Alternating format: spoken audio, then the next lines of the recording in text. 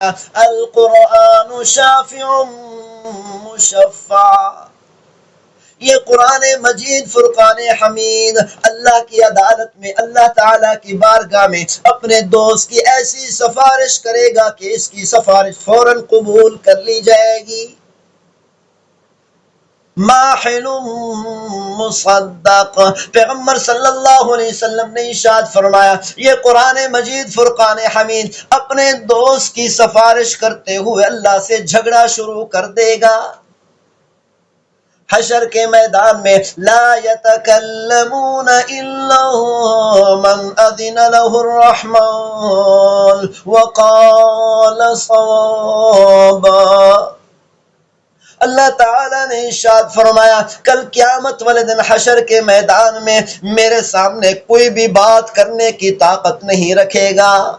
کوئی بھی میرے سامنے بات کرنے کی جرت نہیں کرے گا، سارے انسانوں کی زبان پر جاری ہوگا یا ربی نفسی نفسی، حتیٰ کہ انبیاء علیہ السلام کی زبان پر بھی یہی الفاظ جاری ہوں گے یا ربی نفسی نفسی، صرف محبوب صلی اللہ علیہ وسلم کی زبان پر جاری ہوگا یا ربی امتی امتی، اے میرے پروردگار میری امت کو معاف کر دے، میری امت کو جہنم کی آگ سے بچا کر جنت عطا کر دے۔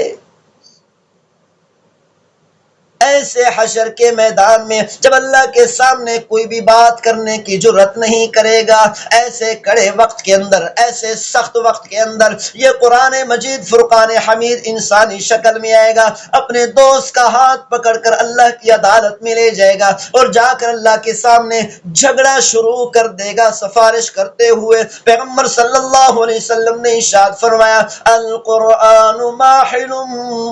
مصدق، جب یہ قرآن مجید فرقان حمید اپنے دوست کی حافظ قرآن کی اللہ کے سامنے سفارش کرے گا، جھگڑا کرتے ہوئے سفارش کرے گا، ایسا جھگڑا کرے گا کہ اللہ تعالیٰ فوراً اس کے جھگڑے کو تسلیم کر لے گا۔ یہ قرآن مجید فرقان حمید اللہ کی صفت ہے۔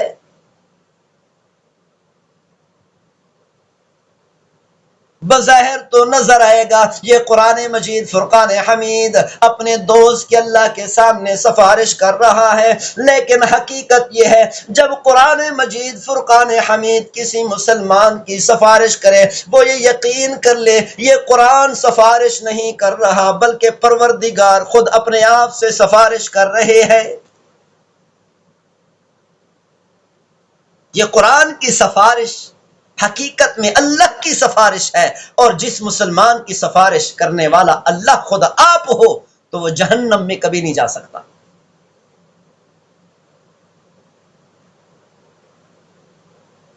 اسی لیے پیغمبر صلی اللہ علیہ وسلم نے ارشاد فرمایا جب حافظ قرآن پر موت آتی ہے، جب حافظ قرآن مجید فرقان حمید سے دوستی لگانے والا دنیا سے رخصت ہونے لگتا ہے، ابن ماجہ کی روایت ہے اللہ تعالی فَأَوْحَى اللَّهُ تَعَالَى إِلَى الْأَرْضِ، اللہ تعالی زمین کو حکم فرماتے ہیں اللہ تأکل لحما، خبردار او زمین خبردار، خیال رکھنا تیرے پاس جو مہمان آ رہا ہے اس کی حفاظت کرنا، اس کے گوشت کو نہ کھانا، اس کی ہڈیوں کو نہ کھانا۔ پھر زمین ہاتھ جوڑ کر عرض کرتی ہے کیف آکل لحمہ وکلامک فی جوفی، یہ زمین ہاتھ جوڑ کر عرض کرتی ہے اے میرے پروردگار میں اس کے گوشت کو کیسے کھا سکتی ہوں، اس کی ہڈیوں کو کیسے کھا سکتی ہوں، اس کے چمڑے کو کیسے کھا سکتی ہوں۔ قرآن مجید فرقان حمید اس کے سینے میں محفوظ ہے۔ جس کے سینے میں قرآن مجید فرقان حمید محفوظ ہوتا ہے یہ زمین اس کے گوشت کو نہیں کھا سکتی۔ یہ زمین کہتی ہے اے میرے پروردگار اگر میں کھانے کی کوشش بھی کروں اس کے گوشت کو، اس کی ہڈیوں کو کھانے کے لیے ساری طاقت خرچ کر دوں پھر بھی نہیں کھا سکتی۔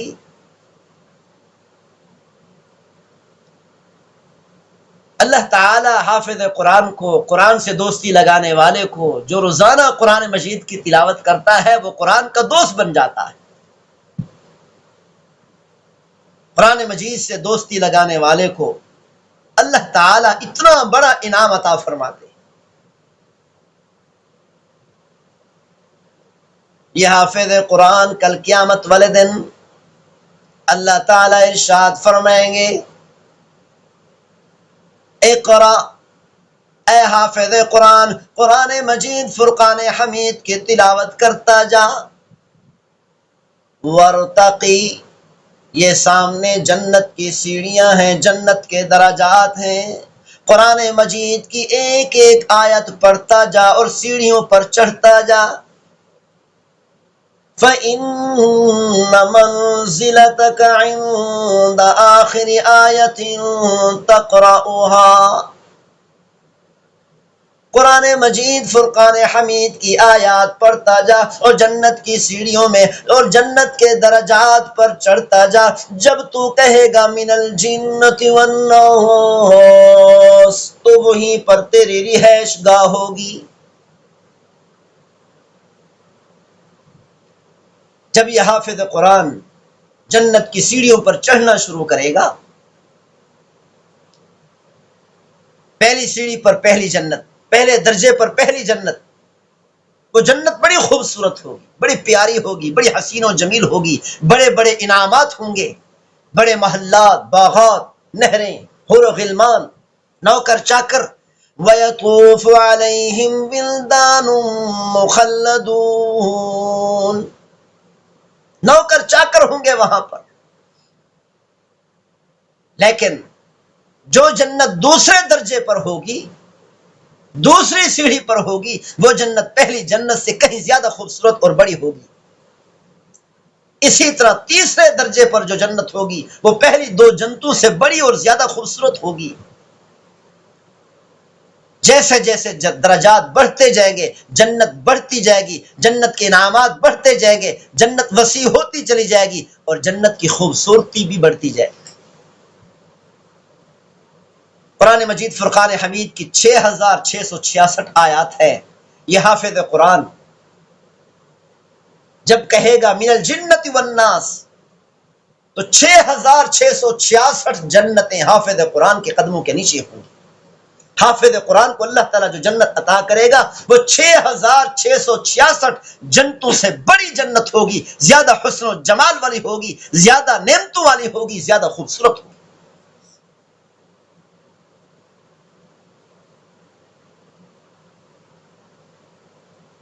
جب یہ حافظ قرآن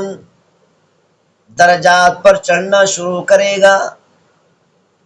اللہ تعالیٰ ارشاد فرمائیں گے، اے حافظ قرآن جلدی نہ کر، وَشَفَّاهُ فِي عَشْرَةٍ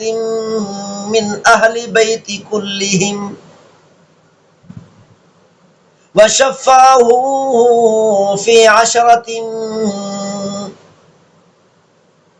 اے حافظ قرآن اپنے خاندان میں سے 10 ایسے آدمیوں کو سفارش کر کے اپنے ساتھ لے کر جا، اکیلے نہ جا، جن پر جہنم واجب ہو چکی۔ تو یہ حافظ قرآن اپنے خاندان میں سے 10 ایسے آدمیوں کی سفارش کر کے ساتھ لے جائے گا جن پر جہنم واجب ہو چکی۔ جس نے بھی قرآن پڑھا اللہ تعالیٰ نے اس کو بلندیاں عطا کی، دنیا میں بھی اور آخرت میں بھی۔ حضرت ابو حذیفہ رضی اللہ تعالی عنہ کا غلام سالم رضی اللہ تعالی عنہ ایک آدمی کے غلام ہے، سالم کا مالک اس غلام کو بیچنے کی کوشش کر رہا ہے، تجارت کا سارا سامان بک جاتا ہے، تجارت کا سارا ساز و سامان ختم ہو جاتا ہے، لیکن اس غلام کو خریدنے کے لیے کوئی تیار نہیں۔ حضرت سالم رضی اللہ تعالیٰ عنہ کو کوئی خریدنے کے لیے تیار نہیں۔ حضرت سالم رضی اللہ تعالیٰ عنہ کو اپنے ساتھ لے جانے کے لیے تیار نہیں، اس غلام کو اپنے ساتھ بٹھانے کے لیے تیار نہیں، کوئی سلام کرنے کے لیے تیار نہیں، کوئی اس کی طرف دیکھنے کے لیے تیار نہیں۔ تجارت کا سارا ساز و سامان ختم ہو جاتا ہے، لیکن اس غلام کو خریدنے کے لیے کوئی تیار نہیں۔ ایک لڑکی نے دیکھا مدینہ منورہ میں کہ اس غلام کو کوئی لے ہی لیتا، اندر شرابور ہے اور یہ غلام بھی پسینے میں شرابور ہے۔ اس لڑکی نے اس غلام پر ترس کھاتے ہوئے اس کو خرید لیا۔ حضرت ابو حذیفہ رضی اللہ تعالیٰ عنہ مدینہ منورہ میں پہنچے، ان کو پتہ چلا کہ فلاں لڑکی بڑی رحم دل ہے، اپنی رحم دلی کی وجہ سے اس غلام کو اس نے ترس کھاتے ہوئے خرید لیا۔ حضرت ابو حذیفہ رضی اللہ تعالیٰ عنہ نے نکاح کا پیغام دیا، اس لڑکی نے نکاح کا پیغام قبول کر لیا۔ حضرت ابو حذیفہ رضی اللہ تعالیٰ عنہ کی اس لڑکی سے شادی ہو گئی۔ اس لڑکی نے یہ سالم غلام ابو حذیفہ رضی اللہ تعالیٰ عنہ کو گفٹ میں دے دیا۔ حضرت ابو حذیفہ رضی اللہ تعالیٰ عنہ مکہ مکرمہ میں واپس آئے، حضرت عثمان غنی رضی اللہ تعالیٰ عنہ سے ملاقات ہوئی۔ حضرت عثمان غنی رضی اللہ تعالیٰ عنہ سے فرمایا، اے عثمان تو مجھے بدلا ہوا لگتا ہے، تو میرا دوست ہے، بتا تو صحیح اس کی حقیقت کیا ہے۔ حضرت عثمان غنی رضی اللہ تعالیٰ عنہ نے فرمایا، میں نے کلمہ پڑھ کر مسلمان ہو گیا ہوں، میں نے تو اسلام قبول کر لیا ہے، میں آخر الزمان نبی محمد الرسول اللہ صلی اللہ علیہ وسلم کی نبوت پر ایمان لے آ چکا ہوں، اللہ تعالیٰ کی وحدانیت پر ایمان لے آیا ہوں، جنت اور جہنم پر ایمان لے آیا ہوں، آخرت پر ایمان لے آیا ہوں۔ حضرت ابو حذیفہ رضی اللہ تعالیٰ عنہ نے فرمایا، میں تیرا دوست ہوں، میں تیرے پیچھے کیسے رہ سکتا ہوں، مجھے بھی محبوب کی بارگاہ میں لے چل۔ حضرت عثمان غنی رضی اللہ تعالیٰ عنہ نے اپنے دوست ابو حذیفہ رضی اللہ تعالیٰ عنہ کو ساتھ لیا، محبوب صلی اللہ علیہ وسلم کی خدمت میں پہنچ گئے۔ حضرت ابو حذیفہ رضی اللہ تعالیٰ عنہ نے بھی کلمہ پڑھنا شروع کر دیا، اشہد ان لا الہ الا اللہ واشہد انک رسول اللہ، کلمہ پڑھ کر مسلمان ہو گئے۔ حضرت ابو حذیفہ رضی اللہ تعالیٰ عنہ اسلام قبول کرنے کے بعد گھر واپس آئے، گھر والوں کو، بیوی کو بتایا، سالم غلام کو بتایا، میں نے اسلام قبول کر لیا ہے، محبوب صلی اللہ علیہ وسلم کا غلام بن چکا ہوں۔ یہ سنتے ہی حضرت ابو حذیفہ رضی اللہ تعالیٰ عنہ کی بیوی اور زوجہ کلمہ پڑھ کر مسلمان ہو گئی، سالم بھی کلمہ پڑھ کر مسلمان ہو گیا۔ حضرت سالم رضی اللہ تعالیٰ عنہ نے قرآن مجید فرقان حمید کو یاد کرنا شروع کر دیا۔ حضرت سالم رضی اللہ تعالیٰ عنہ نے وہ سارا قرآن یاد کر لیا جو محبوب صلی اللہ علیہ وسلم پر نازل ہو چکا تھا۔ جب سارے مسلمان ہجرت کر کے مدینہ منورہ میں پہنچے، نماز پڑھنی شروع کی، صحابہ کرام میں بات شروع ہوئی کہ امام کس کو بنایا جائے۔ جب تمام صحابہ کرام رضوان اللہ علیہم اجمعین نے ایک دوسرے سے مشاورت کی، ایک دوسرے سے رائے لی، سب نے رائے دی کہ اپنا امام، تمام صحابہ کا امام، مدینہ منورہ کا امام سالم غلام کو بنا دیا جائے۔ تمام کے تمام صحابہ کرام نے سالم رضی اللہ تعالیٰ عنہ کو اپنا امام بنا دیا۔ ایک وقت تھا کہ سالم کو کوئی خریدنے کے لیے تیار نہیں تھا، سالم کو کوئی ساتھ لے جانے کے لیے تیار نہیں تھا، سالم کے ساتھ کوئی بیٹھنے کے لیے تیار نہیں تھا، سالم سے کوئی مصافحہ کرنے کے لیے تیار نہیں تھا، سالم غلام کو کوئی دیکھنے کے لیے تیار نہیں تھا۔ آج یہ وقت ہو چکا ہے، وقت آ چکا ہے، وقت پہنچ چکا ہے کہ سالم رضی اللہ تعالیٰ عنہ نے قرآن کو یاد کیا، قرآن کو یاد کرنے کی برکت سے پورے مدینہ منورہ کے اور تمام صحابہ کرام کے امام بن چکے ہیں۔ فاروق اعظم رضی اللہ تعالیٰ عنہ، جس کے بارے میں پیغمبر صلی اللہ علیہ وسلم نے ارشاد فرمایا، لو کان بعدی نبی لکان عمر،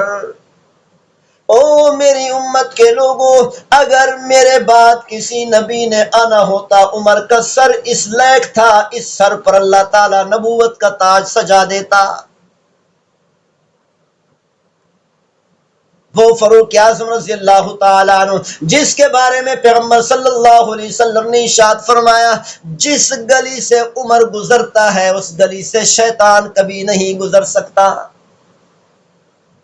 فاروق اعظم رضی اللہ تعالیٰ عنہ بھی سالم غلام رضی اللہ تعالیٰ عنہ کے پیچھے ہاتھ باندھ کر نماز ادا کر رہے ہیں۔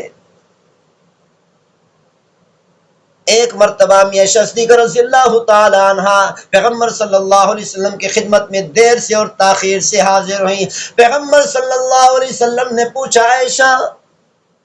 میرے پاس دیر سے کیوں حاضر ہوئی؟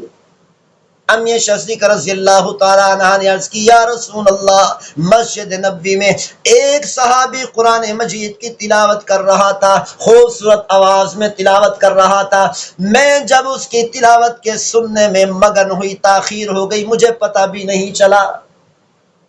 پیغمبر صلی اللہ علیہ وسلم نے ارشاد فرمایا، عائشہ چلو ہم اکٹھے جا کر قرآن مجید کی تلاوت سماعت کرتے ہیں۔ امی صدیقہ رضی اللہ تعالیٰ عنہ اور محبوب صلی اللہ علیہ وسلم چل پڑے مسجد نبوی کی طرف۔ مسجد نبوی کے قریب جا کر پیغمبر صلی اللہ علیہ وسلم چھپ کر اس سالم رضی اللہ تعالیٰ عنہ کی قرآن مجید کی تلاوت سن رہے ہیں۔ جب سالم کی قرآن مجید کی تلاوت خوبصورت آواز میں سنی، محبوب صلی اللہ علیہ وسلم نے ارشاد فرمایا، او سالم، میں اللہ کا شکر ادا کرتا ہوں کہ تجھ جیسے آدمی کو اللہ نے میری امت میں پیدا فرمایا۔ ایک وقت تھا کہ سالم کو کوئی دیکھنے کے لیے تیار نہیں، سالم کے ساتھ بات کرنے کے لیے تیار نہیں، یہ غلام ہے خریدنے کے لیے تیار نہیں، ترس کھا کر ایک لڑکی نے ان کو خرید لیا۔ آج یہ وقت آن پہنچا کہ آخر الزمان نبی، پوری کائنات کے سردار، سید الاولین والآخرین، محبوب صلی اللہ علیہ وسلم فرما رہے ہیں، اے سالم، میں اللہ کا شکر ادا کرتا ہوں کہ اللہ نے تجھے میری امت میں پیدا فرما دیا۔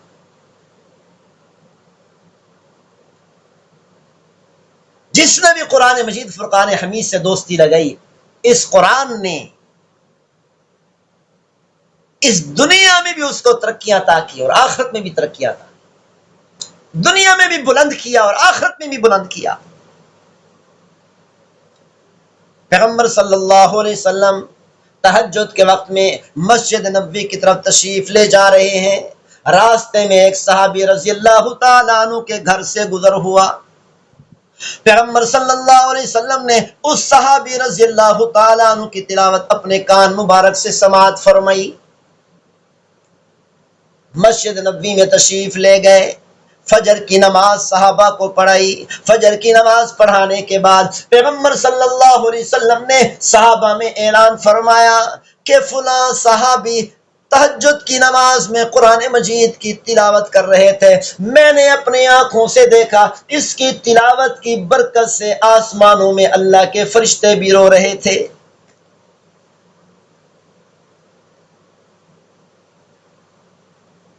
یہ صحابی ہے، عرب سے ہے، بدو ہے، دیہاتی ہے، یہ ایسے بدو لوگ ہیں عرب کہ دنیا کا کوئی حکمران ان پر حکومت کرنا ہی نہیں چاہتا، دنیا کا کوئی حاکم ان پر حکومت نہیں کرنا چاہتا، لیکن انہوں نے قرآن کو اپنے سینے سے لگایا، قرآن نے ان کو دنیا میں بھی بلندیاں عطا کی اور آخرت میں بھی بلندیاں عطا کی۔ قرآن نے صحابہ اکرام کو ایسی بلندیاں عطا کی، یہ قرآن فرش پر پڑھتے تھے، ان کی آوازیں جنت میں جایا کرتی تھی۔ پیغمبر صلی اللہ علیہ وسلم جنت میں تشریف لے گئے، آواز آ رہی ہے، کوئی تلاوت کر رہا ہے۔ محبوب صلی اللہ علیہ وسلم نے پوچھا، ہے جبریل، کیا مجھ سے پہلے بھی کوئی جنت میں داخل ہو گیا جو جنت میں آ کر قرآن مجید کی تلاوت کر رہا ہے؟ کیونکہ اللہ تعالیٰ کا وعدہ ہے کہ محبوب صلی اللہ علیہ وسلم سے پہلے کوئی انسان، کوئی حافظ، کوئی عالم، کوئی ولی اللہ حتیٰ کہ کوئی نبی اور پیغمبر اور رسول بھی محبوب صلی اللہ علیہ وسلم سے پہلے جنت میں داخل نہیں ہو سکتا۔ جب تک محبوب صلی اللہ علیہ وسلم جنت کا دروازہ نہیں کھلوائیں گے اس وقت تک کوئی نبی اور پیغمبر اور رسول بھی داخل نہیں ہو سکتا۔ محبوب صلی اللہ علیہ وسلم نے پوچھا ہے جبریل کیا مجھ سے پہلے بھی کوئی جنت میں داخل ہو گیا؟ حضرت جبریل علیہ السلام نے عرض کیا رسول اللہ، آپ کا شاگرد، آپ کا صحابی مکہ مکرمہ کی گلیوں میں بیٹھ کر قرآن مجید کی تلاوت کرتا ہے، اس کی تلاوت کی آواز جنت کی گلیوں میں آتی ہے۔ محبوب صلی اللہ علیہ وسلم معراج سے واپس تشریف لائے، صحابہ کرام کو آ کر بتایا یہ نعمان رضی اللہ تعالیٰ عنہ اپنی والدہ کی اتنا زیادہ خدمت کرتا ہے، والدہ کی دعاؤں کی برکت سے، والدہ کی خدمت کی برکت سے اللہ تعالیٰ نے اس کو یہ اعزاز عطا کیا، یہ مقام عطا کیا، یہ مرتبہ عطا کیا۔ یہ نعمان رضی اللہ تعالیٰ عنہ مکہ مکرمہ کی گلیوں میں بیٹھ کر قرآن کی تلاوت کرتے ہیں، ان کی آواز جنت کی گلیوں میں پہنچتی ہے۔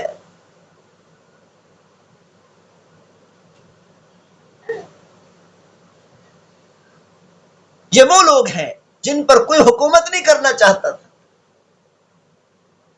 اب یہ اتنی عالی شان بن چکے ہیں کہ اللہ نے فرمایا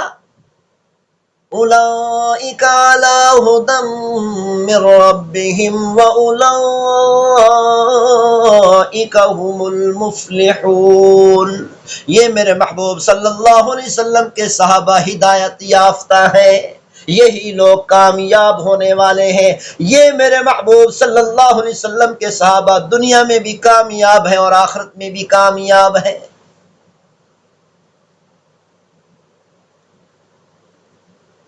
اسی طرح محبوب صلی اللہ علیہ وسلم نے ارشاد فرمایا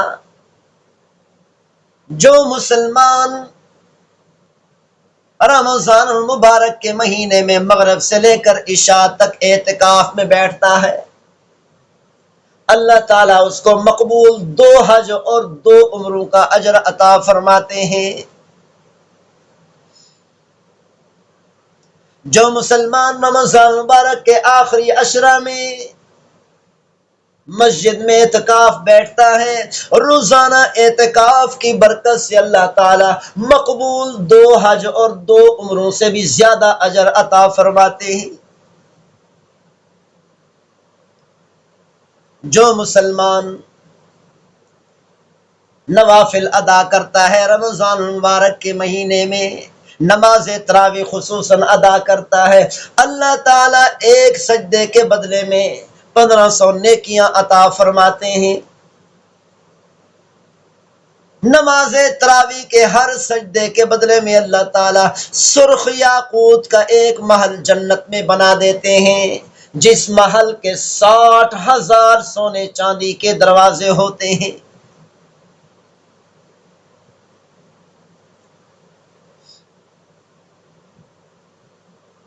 اور محبوب صلی اللہ علیہ وسلم نے ارشاد فرمایا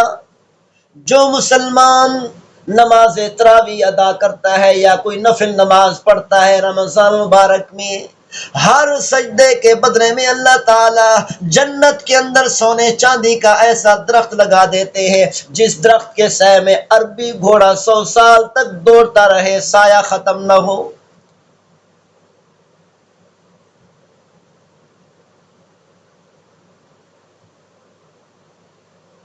ایک ایک سجدے کے بدلے میں اللہ تعالیٰ اتنا بڑا انعام عطا فرماتے۔ نماز تراویح کے ایک ایک سجدے کے بدلے میں 1500 نیکیاں، جنت میں سرخ یاقوت کا ایک محل بنا دیا جاتا ہے جس کے سونے چاندی کے 60,000 دروازے ہوتے، اور اسی طرح ایک ایک سجدے کے بدلے میں اللہ تعالیٰ جنت میں سونے